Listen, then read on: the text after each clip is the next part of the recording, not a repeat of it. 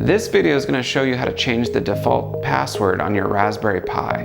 Let's get started. So on the left here, I am just remote desktoped into my Raspberry Pi, and on the right here, I am SSH'd into it from my laptop computer here. So I'm going to run sudo raspi-config, and then we're going to go to system options, and then S3 is password for the user Pi, which is the default user. We're going to go ahead and change that. So I'm going to do my new password. I'm going to confirm it. I'm going to select OK. And I'll come down to finish.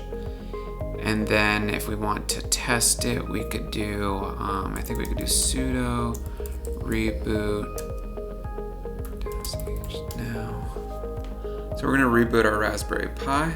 And when I log in over SSH, I will have to use the new password. Oh, okay, so VNC could not log in because the password has changed, which is actually accurate. So let's reconnect. I'm gonna use my new password. All right, and we're back in. And then let's do our SSH. All right, so so now when we ping it, we get messages because it's up and running.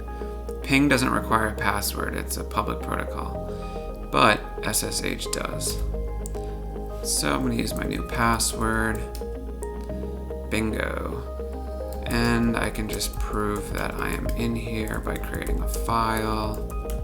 And you can see it show up on the desktop there. So changing password, very straightforward. If you want to stay apprised of the latest around emerging tech such as IoT, Google Cloud Platform, then go ahead and click that subscribe button so you stay in the loop as we publish new content. Thanks.